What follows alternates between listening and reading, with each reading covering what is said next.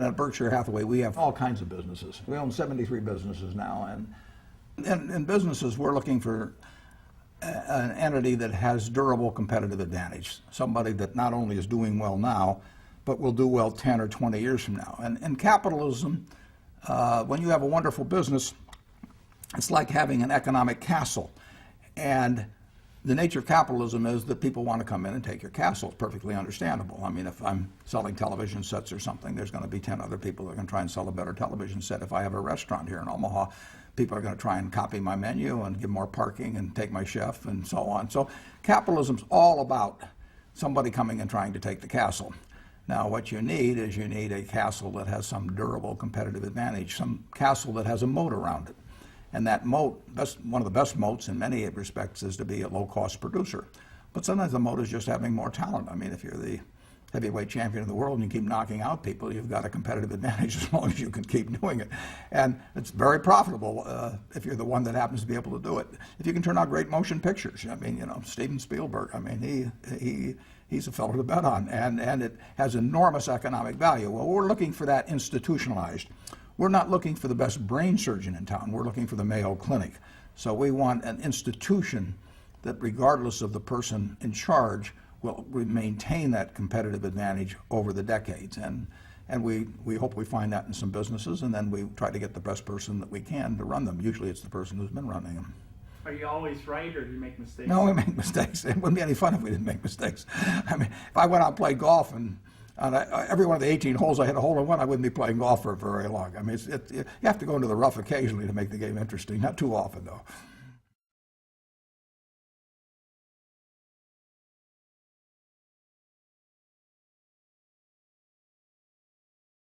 What money is claim checks. It's a claim check on the output of others in the future. If I have a pile of dollar bills, or if I have a pile of stock certificates or a pile of bonds, those represent claim checks which I or a charity or my descendants or my spouse or whomever can use to exchange for the goods and services produced by others. Somebody else will work for that. I can hire now, if I wanted to, I could hire thousands of people to sit every day and paint my portrait. You know, and they would be employed, and I could use these claim checks, and I could look for the perfect portrait of myself. I would never find it because I don't look like Arnold Schwarzenegger, but I could keep looking for the guy that would try and make me look that way. And I could keep handing out these claim checks, and I would command that person's services the rest of their life. They wouldn't do anything else for society at all. And, you know, or I could build myself a wonderful pyramid. I could say, you know, why should people have to go to Egypt to see one of these things? So I'll spend all of these claim checks I've got and just have thousands of people. We'll have them in loincloths and, you know, like the original cast in Cecil B. DeMille production, and they'll haul these blocks of granite. We'll build a pyramid and make people forget all about Egypt. And that would command the services of other people. So money will let you can exchange these little pieces of paper for other people's goods and services in the future. And the wisdom with which you do that, or your own proclivities, you know, depends on very much on the individual. And some people build pyramids, and I hope other people engage in cancer research.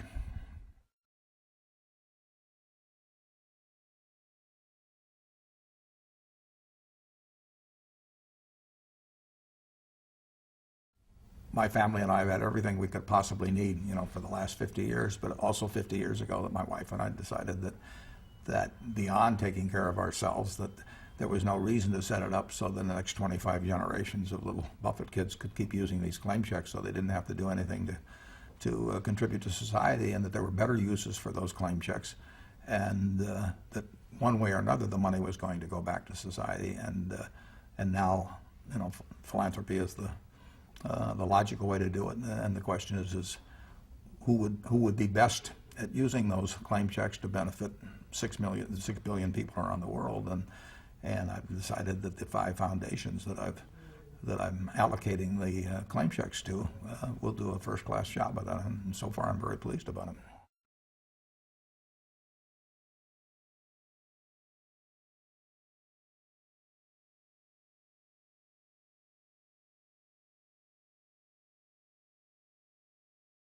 I think generally the keeping debt at a relatively within a range of GDP makes sense. I mean, I don't think you want debt to climb to 100% of GDP, I don't think you want to pay off the national debt. I think if the American worker were told by a politician 20 years from now that when he works 40 hours, that an hour and a half of that every week is going simply to service the debts incurred by the previous generation because they overconsumed, I think that he would say, I'm not interested in doing that anymore. I mean, let's take an extreme example. Let's say that back at the time of the Revolution, we'd send somebody over to, say, King George, and he'd say, listen, this fight is hardly worth it. I mean, you're going to have a lot of people get killed. We're going to have a lot of people get killed. Why don't we just make a deal with you? We want our independence. We're kind of a pain in the neck anyway. So why don't we just give you 3% of our output forever, and you give us our freedom? Now, King George might like that, and the American colonists might like that. I mean, 3% of your output, we weren't producing that much anyway. It saves you going to war, maybe getting shot, killed, and everything else. So the first generation would say, it's a fair deal. 3% royalty to the English. We get our freedom. Nobody gets killed. The next generation might even be okay with this. My dad told me, he escaped getting killed in the war, and so I'll give 3% of it. It wouldn't work now. If we were giving 3% of the output of the United States to England for freeing us 220 or whatever it might have been years ago, something would have happened. We'd have fought a war with them over it, or we'd have repudiated, something would have happened. People just don't, at a point they say to hell with it, and countries have repudiated debts in the past. It's much easier just to inflate your way out of it. I mean, if I could finance all my own consumption today by handing out something called Warren bucks or Warren IOUs, and I had the power to determine the value of those IOUs over time, believe me, I would make sure that when I repaid them 10 or 20 years from now, that they were worth less, per unit than they are today. So it's any company, any country that piles up external debt will have a great temptation to inflate over time, and that means that our currency relative to other major currencies is likely to depreciate over time, in my view.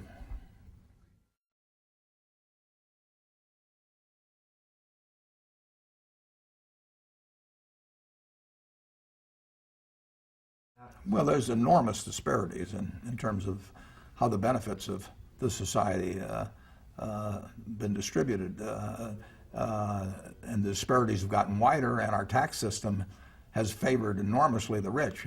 I am now treated as sort of an endangered species by the government. They want to make sure nothing bad happens to me, so I get a tax rate of 15%, counting payroll taxes virtually, on a very large income, and the average American is paying a higher tax rate than I and most members of the Forbes 400 are paying if you count payroll taxes. I think it's a bad thing, but I think our tax system has gone very much awry in the last, particularly in the last 10 years. I mean, it wasn't this way 50 years ago.